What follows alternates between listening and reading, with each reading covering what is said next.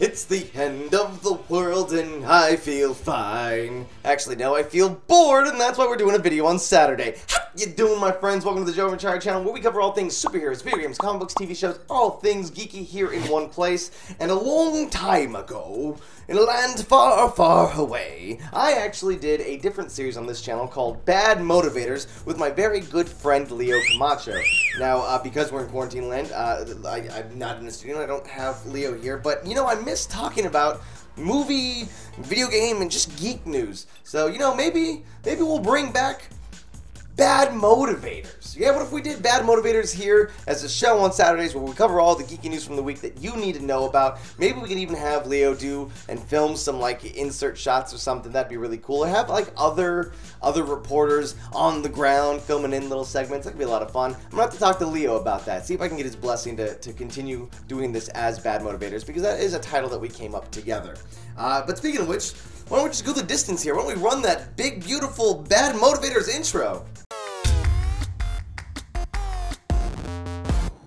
Yeah, look at that. You remember that song? Alright, so what we're going to be doing here today is I'm just here in my studio here in quarantine land, and there's a lot of cool news that from the week that I thought was really interesting, and I wanted to talk about it and share it with you because I missed that. I want to rant about things. I want to feel emotions again about movie news. I want there to be movie news again, people! But, you know, we live in a time where things are slowing down a little bit, but that does not mean that there isn't some fun stuff to talk about. In fact, we're going to get into our very first topic today, where we are looking at Animal Crossing.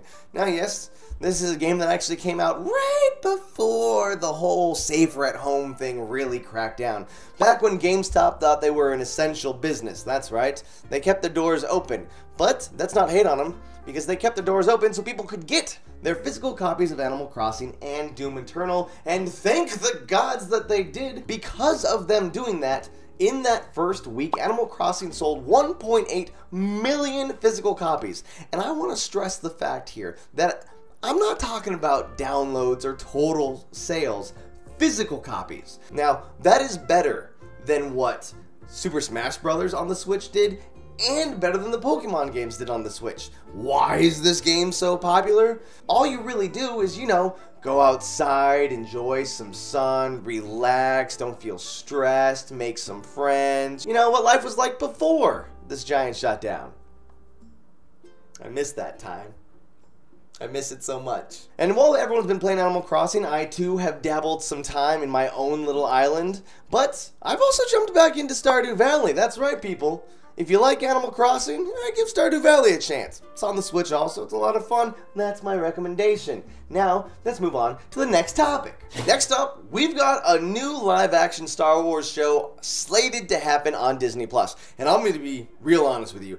This particular story is the reason why I wanted to do this series, because I just wanted a reason to talk about this news. That's right, Disney+ already has given us The Mandalorian for a live-action Star Wars show. We're also getting a Cassian Andor show, you know, the guy from Rogue One. The best part of that show is that we are still getting K2SO coming back with Alan Tudyk. Is it going to be the greatest Star Wars live-action show just because of that? Oh, and of course, how can we not mention that we are confirmed to be getting an Obi-Wan spin-off series, that Ewan McGregor is very excited to be coming back as that pivotal character, Obi-Wan Kenobi. Hello there. All of those are going to be good. How do you add another movie to that line and make it just as good? You make it a martial arts series. This is a full-on martial arts movie, and you're like, martial arts is cool, but does that work in the Star Wars universe? You're probably not asking that question, because you yourself remember Donnie Yen in Rogue One and how amazing he was. That guy single-handedly took the rank of Stormtrooper down 2 levels, making them feel real bad about their aim, because not only can they not shoot a farm boy with a blaster just across a small bridge, but also they can't shoot a blind man with a stick while he kicks their asses. Jeez, his character was literally, hands down, my favorite character from that movie, and maybe my top 3 favorite Star Wars characters of all time. How could he not be? It was so good. And to top it off, if you want to know why this series is going to be so good, not only is it a martial arts movie, but it is actually going to be showran. It's going to have the same showrunner from Netflix's Russian Doll. If you didn't see that series, I highly recommend it. It was a fun take on the whole, the the Groundhog's Day trope. This woman keeps dying each day, and she has to try to like figure out why she's dying, but she knows that she's dying. She finds someone else that also remembers. It's great. So if you like those movies where people are living the same day over and over, it's a fun series you should watch. She did a great job there, the showrunner of that series, and now her coming to Star Wars, I'm very excited. Give me my martial arts Star Wars show. I'm digging it. But I do want to talk to you guys now. Let's have a little break here. Let's go down to the comments below and let me know what other Star Wars live action shows you want to see, because we have a giant slate of Marvel shows, and these Star Wars ones are just slowly trickling in. So let's see if we can get a little bit more Star Wars, and, you know, I'll be a happy camper. Now we cover a lot of, you know, geek news, where we talk about like superheroes, video games, comic books, TV shows, all things geeky, am I right? But the thing that I love a lot and I don't talk about too much is horror movies. Horror movies and music scores, surprisingly. It's kind of like my little niche geeky thing, so I did want to share with you guys that one of my favorite soundtracks in a horror movie franchise is now available on CD. That's right, Army of Darkness starring Bruce Campbell has its soundtrack being re-released on CD, which the first thing I thought of was, yay, Army of Darkness. Second thing I thought of was, what in the blue hell still plays a CD? One of those compact disc players? So I don't know if I'm going to own this Army of Darkness CD, but I looked on Spotify and the soundtrack is there if you want to give it a listen. But on the CD, you will get a track by Danny Elfman. That's right. You know, the guy that brought you the Simpsons theme song, the Spider-Man theme song from 2002, every single Tim Burton soundtrack almost ever. Yes, he's got his own track on the Army of Darkness, and he wasn't a composer of the movie, just he's got a track, and I looked, did not see that on Spotify, so maybe there is a reason to go out to buy the CD, and also a CD player to play it on. And if there are a few of you that are like, I don't know what Army of Darkness is, what are you talking about? What are you doing with your quarantine life? Go and watch Army of Darkness. Okay, hold on. Watch Evil Dead 2 first, then Army of Darkness. But that's all I want to talk about that. It's a great score. And now, more than ever, we're seeing a rise in video games, which I'm here like, man, I've been spending all my time playing video games. Welcome to the party, yo. But we do have some cool video game release news. First up is Red Dead Redemption 2 is coming to Xbox Game Pass. That's right, the game that I played for about 2 hours is now free to play. Now, it's not that I didn't like the game, it's just the font. The font was too small and it was up in the corner, and I couldn't see what I was doing. I had to keep getting up close to the TV. Make larger font. That's a different rant. I don't need to go into it, but hey, now that it's on Game Pass, I might actually have just another reason to go into it.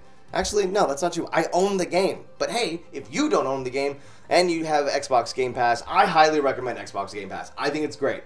You get access to so many games, and all the Xbox titles, like the specific Xbox Studio titles, they're always like day one releases. So it's worth looking into, and even more now because, hey, Red Dead Redemption 2 is on there. I'm still waiting for some Undead Nightmare DLC for Red Dead 2. That's really what's going to sell me. Where's that DLC? Let's get into that. And I talked about this in a tweet, but I'm going to say it again here. If you're looking for a new title next month, that's right, May 15th, we're getting Star Wars Episode 1 Racer. It was the pod racer game that was originally released on Nintendo 64. I think it had some re-releases also, but it'll now be on the Switch and the PlayStation 4, I believe, which I'm all about. Though what is kind of bugging me is, why would they release this on May 15th? It's a Star Wars title in May. Release it on May the 4th. No! You're like 2 weeks past the official Star Wars Day. It's National Star Wars Day. Release Racer on May 4th. Ooh, what if it's supposed to come out on May 15th and they're like, hey, special present for you. It's May the 4th. Here's Star Wars Pod Racer, or just Star Wars Racer a little bit early. Either way, May 14th, May 15th. May 15th, I will be playing that. So May 15th, you've got that. And then on May 7th is Red Dead Redemption 2 coming to Xbox Game Pass. So, you know, finish all the games that you're playing now, because we're about to be going into a time of a bunch of other great games. So there it is. That's been this little fun episode of Bad Motivators for you. Hopefully this is something I can do a lot more. I just miss talking about this stuff. I'd love to get Leo involved, maybe Lasercorn and Soinky, or, you know, editor-producer Paco doing some rants. There's lots of options. We got lots of things that we can wind up doing. Paco didn't know that I was going to say that, so surprise! Let's make a cool show here on Saturdays where we can talk about all the geeky news from the week that you need to know about. Till next time, guys, I'm the Jovenshire. I'll see you later. Thank you so much for watching this video today. If you need some more Jovenshire in your life, we have 2 videos there on the right, and don't forget to subscribe, because if you like this video, I guarantee you're going to like the other stuff that we do here. And if you get a chance, go ahead and follow me on Twitter and Instagram, because we create a lot of content there that doesn't always make it to YouTube. Go check it out.